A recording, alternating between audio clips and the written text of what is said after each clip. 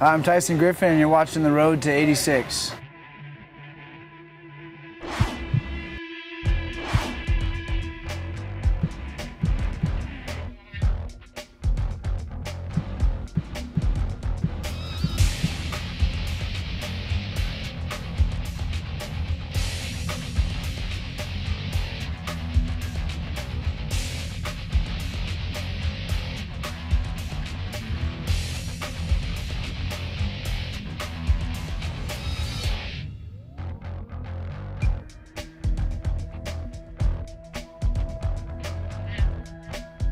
And what brought you here to Xtreme Couture, Las Vegas? Dave was the one that brought me out here the first time, probably about 2 years ago.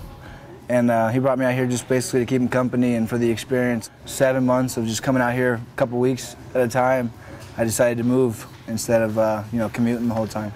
I love the training, I love the atmosphere. I love all the people that we're out here to train with. When did you make the decision to become an MMA professional? Back in 2003, when I first started training, I basically sat down and looked at my life and was like, okay, I can either work construction, and that's what I was doing at the time. I played every sport known to man growing up, and like my whole dream was to be a professional athlete.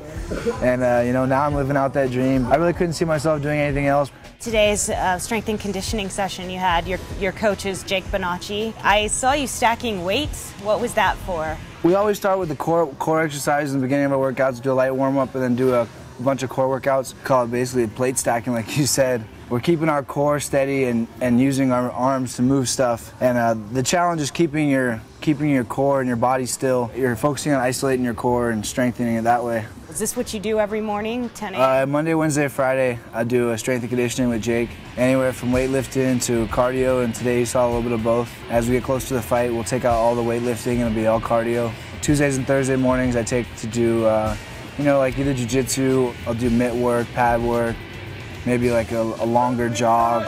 Kind of break up the intensity. Monday, Wednesday, Fridays are really hard, intense, short workouts.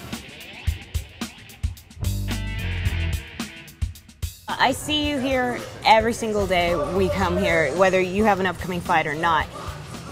What else do you do? It's funny you say that, because I take plenty of time off. After my fights, I'll usually travel a little bit, go home, see my family in the Bay Area, or we go exploring out here in the desert. We found some old caverns, and we go play with guns, and so we go on the lake and fish or wakeboard. And I like the outdoors. That's pretty much my downtime.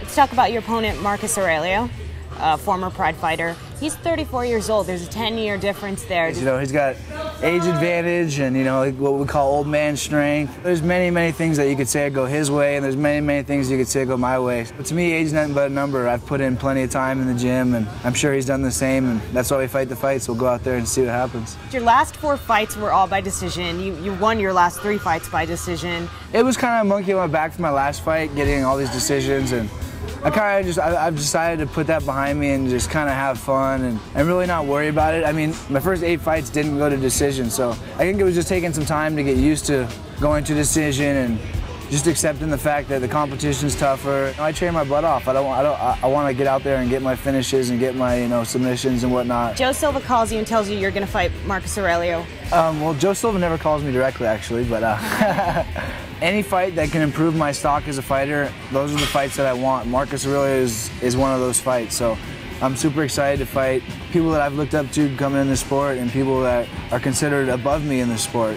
I want to fight, the next top contender, the next person that's above me. With a win over Marcus Aurelio, hopefully I'll put myself above some other opponents, and then that list of opponents will be smaller. So.